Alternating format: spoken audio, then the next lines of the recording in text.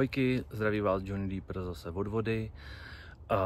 Dvě věci bych měl dneska. První věc bych chtěl hrozně moc poděkovat Bedřichovi Hrdličkovi, mému kamarádovi z Měřína, ze Slap. Je to perfektní rybář, je to plavčík tam v jednom akvacentru, co tam je vojenský hotel. Tak jsem od něj dostal čestné tričko měřínského rybáře, i dokonce číslovaný, tak mu moc za to děkuju. A udělalo mi to velkou radost, takže když půjdu k vodě, budu ho tahat, aby viděli, že už taky někam patřím. Takže děkuju ještě jednou moc, Béďo. Druhá věc, říkal jsem, že udělám unboxing toho držáčku na tablet, tak ho mám tady znova. Teď to otevřu, ukážu vám, jak to je, nebudu to moc rozmazávat, ale udělám jen, abyste měli představu, jak to v tom vypadá. A potom mám v plánu ještě udělat 1-2 videjka na problematiku u vody, který bude následně, zkusím to udělat tak, aby to vyšlo hnedka po sobě, abyste viděli, o co se mi jedná a aby bylo vidět, o co mi jde a aby jsme se nad sebou trošku někteří zamysleli. Takže tak, jo.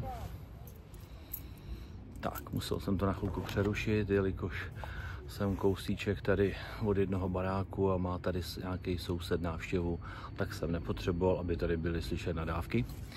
Tak, mám to tady znova, ukazuju, zapečetěnou, tak jdeme na to.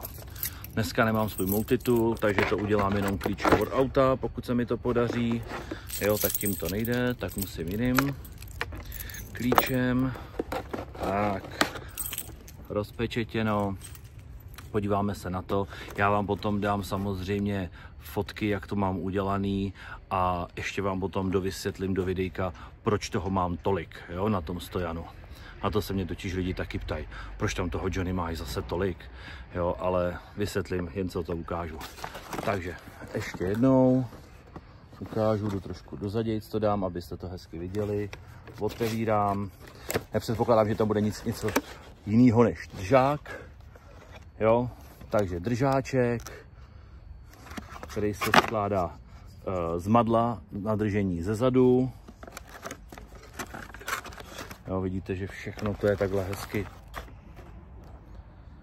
naaranžovaný v papíru, takže ekologie, jo, takže mají to opravdu hezky vymyšlený. Já to takhle odervu. Jo, takhle je ta základna. No a tady v zadní části, když to takhle rozervu, aha, tak ne, takže si to budu muset položit na zem. Tak, oddělám to, jo, je to tam takhle šikovně přidělaný, dokonce to má i vodováhu, tu věčně řeším, že ji nemám, takto, každopádně. Teď mám všechny ty 3 hlavní kusy, držák na tablet, držák na prsty ze zadu a základní to ramínko, takže vám to ukážu asi takhle, jo? Na chvilku to přeruším, abych si to připravil a ukážu vám to.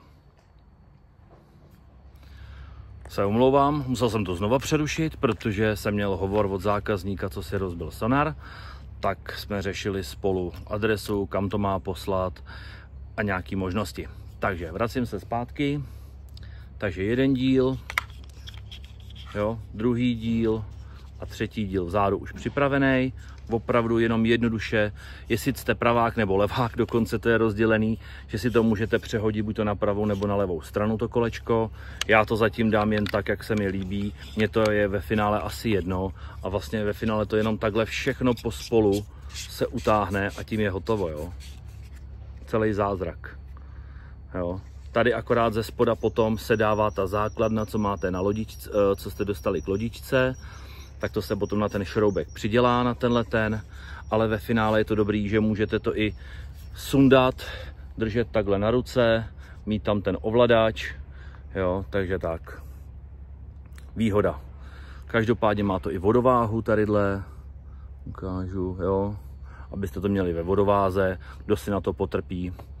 A tady vzadu tímhletím se to zvedá podle potřeby tabletu, utáhne, nemusíte silou, drží to a tímhletím horním se to malinko, když to potřebujete jenom trošičku přizvednout, ještě jenom drobná aretace, jo, ale jako jinak za mě úplně super. Líbí se mi, že to můžu mít i v ruce, že si to můžu vzít a dívat se na to takhle prostě, jo, jsem u vody, koukám, kam jedu a když to nepotřebuju, dám to zase do celého stojanu, to tam zacvaknu na ten kloup, co tam k tomu je. Na fotce ho potom dám a tak, abyste to viděli.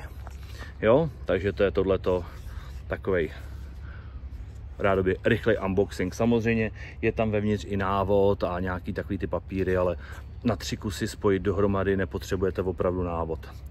Jo, když chvilku vydržíte,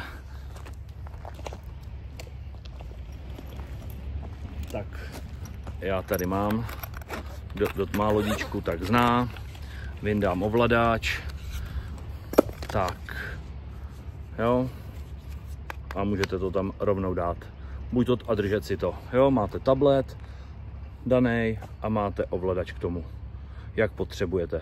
Když by vám to náhodou nevyhovovalo, tak si to dáte na druhou stranu, kdo je levák, pravák, já v tom třeba problém nevidím, to mít jednou tak. Tak a teď ještě takový rychlý vyjádření k mému stojanu, co mám. Spousta lidí říká, co to taháš, co to máš, proč takhle velký stojan a tohleto. Hele, mně se to osvědčilo stojan. Za prvé, já se moc rybama nefotím, je to super, někdy to udělám, někdy ne, ale kvůli tomu to fakt nemám. Ale člověk, když je potom třeba u vody díl, má třeba tablet, má třeba telefon, chce se podívat na zprávy, chce se náhodou kouknout nějaký věci, pořád to držet v ruce, někde to pokládat, dám si to do stojanu, i v bivaku si to nastavím třeba u postele, jo, že prostě kouknu nějaký zprávy, nějaký aktuální info a mám to prostě při ruce, jo. Zároveň mám tam i, musíte dodržovat pitný režim, že jo, tak tam mám držák normálně na láhev, jo, a mám tam ještě na další telefon nebo tablet. Mám to prostě takový multifunkční, jo, a dokonce jsem to dělal tak, když jsem měl vlastně sebou syna a leželi jsme oba dva ve bivaku, tak na stojan jsem dal jak svůj tablet, tak jeho tablet, proto tam mám 2 tablety udělaný, no a on si koukal na to, natočil si to k sobě, já to měl natočený k sobě a koukali jsme, každý jsme měli sluchátka, aby jsme se nerušili, takže za mě stojan prostě do bivaku nebo i k vodě, když jdete třeba na díl, ne samozřejmě na hoďku, na 2, na 4, to je zbytečný, ale prostě když jdete třeba přes noc, už se to vyplatí. Už se ta věc vyplatí, jo?